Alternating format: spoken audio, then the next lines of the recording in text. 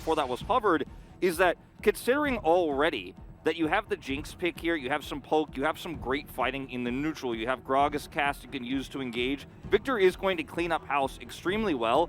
And Xayah, yes, she can escape from a lot of different engages, but she's not going to be able to outlast in a team fight Victor Jinx damage. She just will not be able to keep up if she's going for that lethality build that's so popular right now.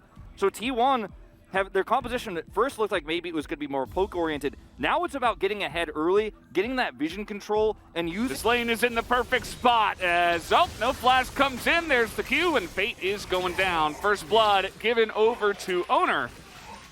Faker not even going to miss the cannon. Fate's life so miserable in the mid-game. Cast? Oh, there it is once again. He's dunked right into Keen's arms as he's waiting for him. A lot of damage coming out from Zeus as Elam is trying to run this down, but Owner in position to save him. The Drake rotation from KWANGDONG FREECS. But as the timing works out here pretty well for KWANGDONG FREECS, it will be that trade. Guma scouts this out, and they have all the information. Like, this is just something I want to highlight for T1, is there's not one single thing on the Summoner's Rift right now that they do not know about. They know every single thing that is happening. They know exactly where Elam is while they take this Rift Herald. It's set up by Faker, helps leash it there. So Owner takes this out very quickly. And it's going to be a Drake for Herald here, as is the way of T1.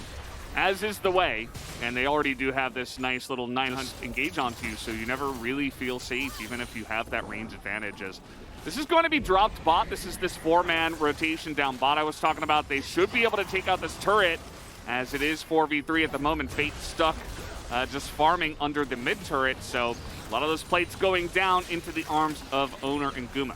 They will also pick up a lot of vision around the bottom river, as well as the blue buff here, that you could see that KWANGDONG FREECS are taking very good care to slow... Outside of the map is just T1s, right? Like, there isn't really much that KWANGDONG FREECS can do here, and I think it's part of the reason why the score currently is only 1-0 in kills, right? Because KWANGDONG are kind of giving a lot away. They are avoiding fights. They're saying, okay, that's where you're really feeling great, but they just don't have enough prior. They don't have that bottom turret anymore, so it will go the way of T1. I want to talk about Victor's item here, too. He went for the crown of the Shattered Queen, which we have not really seen in a very long time on Victor. Stuff like that. As, okay, little engage here in the mid lane, but not really going to find an angle. T1 looking to take down yet another objective here. As another huge shot blast. That one's going to hit the crown and Teddy. As now, I mean, you don't want to fight this, KWANGDONG. Yeah, you're really just trying to force it if you fight now. And T1 get the objective and just back away. Faker over the wall. He's very proactive there. A huge shot blast into Keen as well, and there's the root as over the wall goes Keria to his death.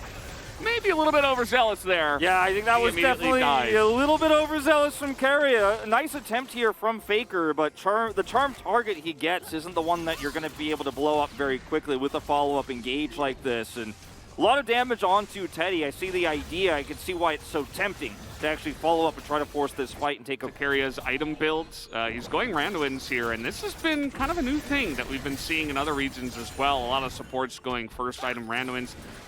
It's kind of been met with a lot of raised eyebrows. I'm not really sure about it myself, how much I like it. Obviously, it's more individually focused compared to something like a Lock of the Iron Solari.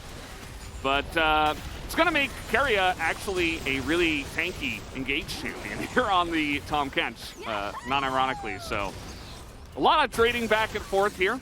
As Keen is looking for this, he's going to force out the Featherstorm. The Tom Kench in this draft, hold that thought, Keen. It's just like never-ending fights, and now it's Owner's turn to jump in and nearly die, but thankfully he has the Tom Kench behind him. But but not himself. Yeah, only his teammates. Only his teammates. But you've committed so heavily now as T1 because you wanted to get a bigger advantage than just the mid turret with your second. Care about dragons. Like, KWANGDONG FREECS were setting up all this vision. They're like, okay, 5-man, we're going to go in, we're going to take this Ocean Drake, but we will absolutely, because it's 2v1 here. They're trying to get on top of Fate. The crown is down. Do they have the damage, though? Keen comes in with his own teleport. Still has Cask. As now they're going to engage on Hoyt, who does have to flash away, and Faker is teleporting away, but Cask. Keen is just going to throw a big old barrel on top of him, and down he will go. Man, T1 are really overextending in this game so many times. They still have a massive lead. They still have removed so many structures. But remember, every kill you give call to pick that punish onto FAKER, let's say, KWANGDONG FREECS are poised to now take a second one here, and it's Ocean Soul, which is going to be massive value into this Jace pick if KWANGDONG FREECS can actually secure it. Owner, they will block him out. No Sonic Wave onto this Dragon for you. And KWANGDONG FREECS, 2 vision. I was about to talk about how great their vision is. There's one hole here. They do spot out the Baron. T1 want to commit. They have the choke point control, and they've got an AHRI. They do have okay turn, but not the best. And this is incredibly early as a huge Solar Flare does come in onto 2. Keen is going to be kited back. In goes FAKER, and he takes him out and gets out again. As the pick onto Keen will be nice. And now it's 5v4. FAKER has one more charge. He's looking for another charm. This time will not land. Keen being down here is pretty massive because it means that KWANGDONG FREECS just will not be able to turn without him. Their composition is not powerful enough just yet to win a scrappy fight like this. Fate. He's playing with fire here as the engage comes in. In goes Keria, and down will go Fate. As now the rest of KWANGDONG gets baited into the fight here. Huge Feather Storm just blows up the Xin Zhao. And that is going to be a couple more kills in the T1's pockets. KWANGDONG FREECS had such an opportunity here. After that pick goes down to just walk away, say, okay, we stopped the Baron, let's just get out of here. On this Baron, they say, no, we're going to take it here at 23 minutes. We don't care about what you have. And, I mean, everything's available here for the KWANGDONG FREECS, but the turn, once again, being set up here by T1. The damage is going in. There's the rocket onto Owner. This is going to be close, but Ellen's not able to get in. He gets charmed as the engage goes down, but the Devour is there once again to save FAKER, and this is going to be a massacre. FAKER able to take down Keen. Teddy is getting a bit excited, but over the wall comes FAKER again, and he is going to get that charm out to Teddy. This will be a clean ace, and the Baron, and potentially the game end for T1. Teleport coming through here. They will have to push through this inhibitor.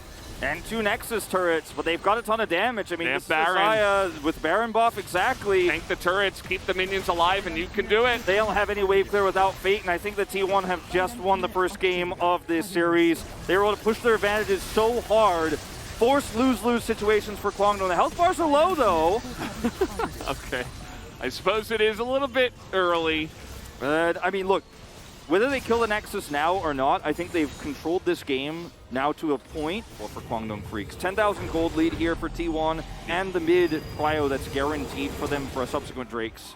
Okay. And no flash for your Leona. You got to try for something, as this is AHRI who's about to have ult. So the teleport's used, the flash is used, and 10 seconds until an Ocean Drake, so they might be able to get this. Yeah, I think you definitely try for it. I mean, you have to try for it. It's flank teleport here from FAKER, but he's going to take a while to get through. They don't have any vision here in this choke. Oh, God.